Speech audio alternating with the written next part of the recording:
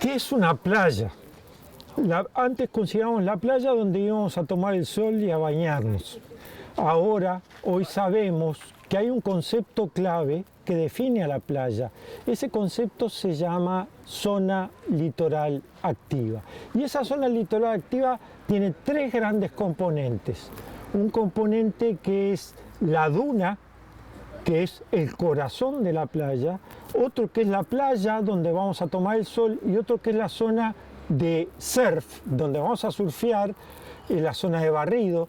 Y esos tres componentes definen una playa. Nadie va a decir me voy a ir a bañar a la zona litoral activa, pero realmente lo que quiero transmitir al ciudadano es que la zona litoral activa tiene esos tres componentes y que si afectamos uno de esos tres componentes se va a afectar todo el sistema. Porque si alteramos la duna construyendo sobre la duna o afectándola, vamos a afectar toda la playa porque va a haber un déficit de sedimento que va a alimentar, a nutrir al resto de la playa y nos va a proteger contra las olas de tormenta. Por todos estos aspectos es fundamental, más importante que nunca, que todos tengamos conciencia de cuidar a las dunas, de cuidar a la playa y hasta cuidar en evitar impactar la zona de surf, porque todos esos componentes están conectados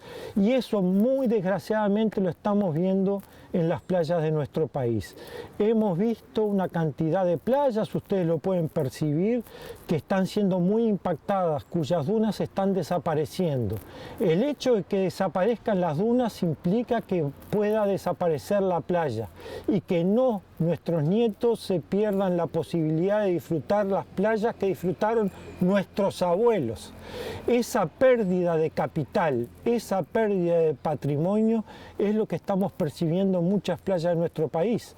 ¿Por qué? Porque las dunas han desaparecido, porque no estamos cuidando nuestro capital ecosistémico, nuestro patrimonio nacional que es el ambiente natural, porque nosotros necesitamos, tanto los ciudadanos como los científicos y como los políticos, hoy más que nunca preservar nuestro ambiente natural para que nuestros nietos perciban esas playas naturales que tantos amamos como lo percibieron nuestros abuelos. De esta manera podemos generar una equidad intergeneracional que nos va a servir como un motivo de orgullo.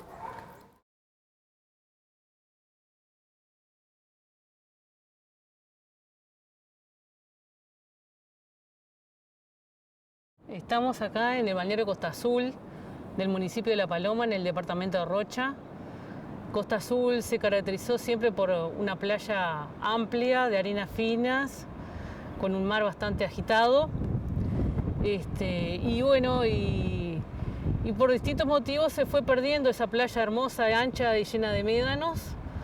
Y hace cuestión de algunos años, a principios de los 20, 21, hubo vecinos que se preocuparon por sus propiedades, que ya quedaban muy sobre la playa misma y estaban expuestos al movimiento del mar y del viento, con peligro de derrumbe, y ese movimiento alertó a las autoridades departamentales que de alguna manera trataron de solucionar esa problemática. Y desde la Intendencia se promocionó hacer un enrocado. Esa estructura se hizo más que nada confiando en un proyecto que se le pidió a Facultad de Ingeniería, y se hizo en dos etapas. Una primera etapa se hizo más o menos entre la primavera y antes del verano del 2022. Y tuvo una expectativa y una respuesta positiva por parte de la gente, porque vio que funcionaba, sobre todo en esas primeras edificaciones como el hotel que tenemos sobre la playa y otras casas también más antiguas, pero que quedaron muy, muy expuestas. Y al año siguiente, cuando terminó la temporada y empezó el otoño, se siguió esa estructura, pero los vecinos empezamos a ver que en realidad al quitarnos la arena para colocar el geotextil y después las rocas, empezó como a depositarse en un lugar, pero también a desaparecer al mismo tiempo. Eso empezó a alertarnos, y cuando empezó a correr el invierno, ya vimos que el mismo enrocado no funcionaba de la manera que había funcionado en la primera parte.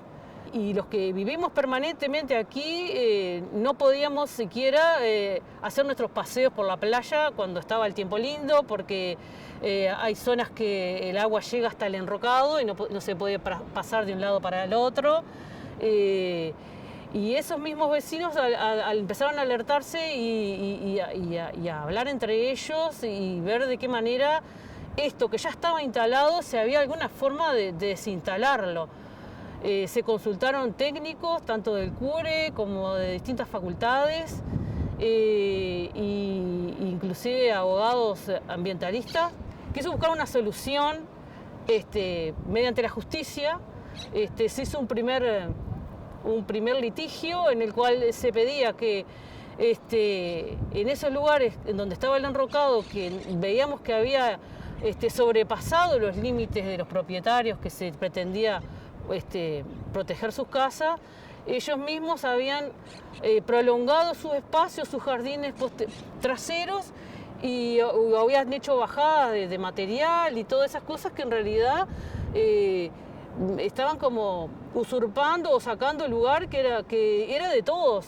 Y sabemos los vecinos que no tiene evaluación de impacto ambiental, y es una de las cosas que nos alienta a llevar adelante un juicio contra la Intendencia para buscar una solución positiva para la playa. Ese litigio sigue en este momento, con los vaivenes que todo grupo humano tiene, porque esto a nosotros nos angustia, nos da mucha pena de ver destruida una parte de la playa, de cómo las rocas, después de una lluvia, una sudestada, de un viento, empiezan a rodar por la costa. Sabemos que eso es un peligro, porque acá es una playa que siempre fue un lugar donde venían muchos niños, donde venían muchas familias. No podemos disfrutarla en verano de la manera que lo hacíamos, y menos en invierno. Pero tenemos la esperanza de poder, por lo menos, siendo esto un primer intento, de dar como un ejemplo de que la gente uniéndose y tratando de buscar caminos que nos deparen justicia ambientalmente, podamos lograr por lo menos asentar ciertas bases para poder ejemplarizar con otras situaciones que sabemos que ocurren dentro de la costa uruguaya, poder proseguir en la lucha y tener, por lo menos, conseguir que la playa de Costa Azul no sea tan abandonada y tan desprestigiada como está en este momento.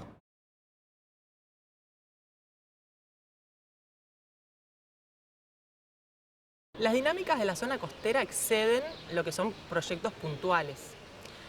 Y en Uruguay, por suerte, tenemos normativa suficiente o abundante en temas de protección del ambiente, y específicamente para la costa también. Y bueno, uno de los más utilizados o más comunes es la evaluación de impacto ambiental y las autorizaciones ambientales vinculadas a la evaluación.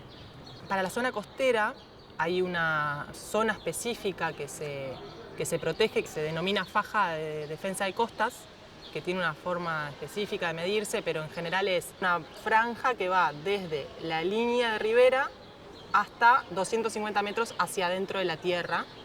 Hay excepciones porque puede haber carreteras o calles pavimentadas y ahí se corta, pero todo lo que se vaya a realizar allí, emprendimientos que se vayan a realizar allí, requieren la autorización del Ministerio de Ambiente. Entonces, para obtener la autorización hay que realizar un procedimiento que se llama de autorización ambiental previa. En ese procedimiento, el particular o el titular de la obra, que puede ser también un organismo público, presenta al Ministerio los detalles del proyecto y los posibles impactos que puede tener ese proyecto. Y a su vez categoriza el proyecto en una de tres categorías, que puede ser A, B o C. Que sea categorizado A el proyecto implica que los impactos posibles no van a ser significativos.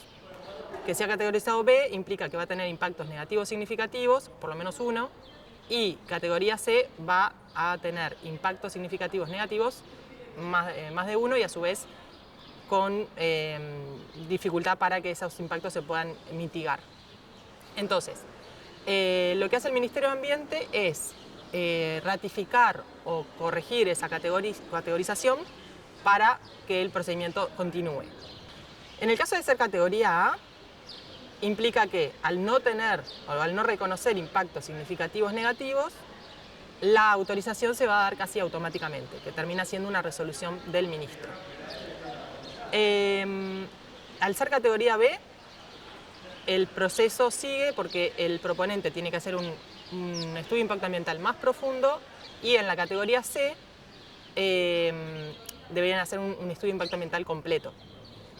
Y a su vez, cuando es categoría B, el informe ambiental resumen, donde se especifican esos impactos y todos los detalles del proyecto, se pone de manifiesto, o sea, se hace público para que la población pueda opinar acerca de el proyecto, los impactos, lo que considera que puede ser negativo, etc.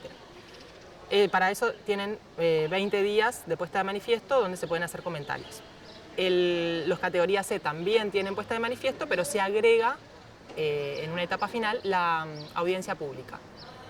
Para los categoría B se puede solicitar una audiencia pública, pero no es obligatoria. La audiencia pública implica una instancia donde los proponentes van a explicar el proyecto y van a explicar los posibles impactos, y el público va a poder opinar, preguntar, y tanto los proponentes como el Ministerio deberían poder responder a esas preguntas. No siempre pasa.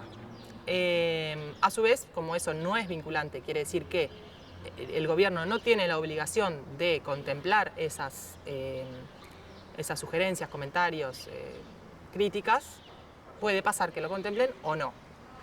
El procedimiento termina siempre con una resolución ministerial, que puede ser se aprueba la autorización o no se aprueba, y termina ahí, y bueno, pues le dan un plazo para que se inicie la obra. Estos proyectos se evalúan puntualmente, o sea, proyecto a proyecto. Sin embargo, en el reglamento de impacto ambiental, que es lo que regula la implementación de este procedimiento, se establece que deberían contemplarse los impactos acumulativos de estos proyectos. Es decir, no solamente el impacto que tiene un emprendimiento puntual, sino los emprendimientos que están en la misma zona de influencia, ¿no? Entonces, lo que hemos visto en la experiencia de ir a los expedientes, de ver las resoluciones y los estudios de impacto ambiental, es que no se están contemplando los impactos acumulativos en los estudios de impacto ambiental, en general. De hecho, sabemos de un caso en el que el Ministerio de Ambiente rechazó una autorización por considerar los impactos acumulativos de no solamente ese emprendimiento, sino otros emprendimientos que podían estar en su entorno. Pero a su vez, yéndonos a otros instrumentos,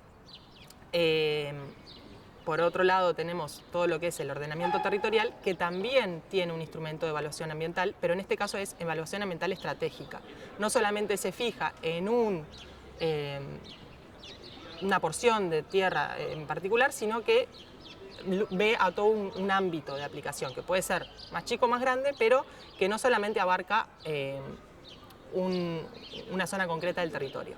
Entonces, deberían estar en relación las evaluaciones estratégicas con las evaluaciones de impacto ambiental. O sea, las evaluaciones estratégicas podrían dar como sugerencias de que en determinadas zonas más frágiles esos estudios, por ejemplo, deberían tener, o cualquier cosa que fuera a suceder allí debería considerarse como un impacto significativo negativo, o bueno, atender a zonas más específicas. Y otra cosa que nos da el ordenamiento territorial es que al momento de elaborar instrumentos de ordenamiento territorial a nivel de la costa, esa faja de defensa de costas se puede hasta ampliar, porque hay una normativa más reciente, que es la Directriz del Espacio Costero, que le da alineamientos a los gobiernos departamentales para elaborar instrumentos de ordenamiento territorial, teniendo en cuenta muchas de las fragilidades que tiene el espacio costero, y una de ellas es la identificación de componentes vulnerables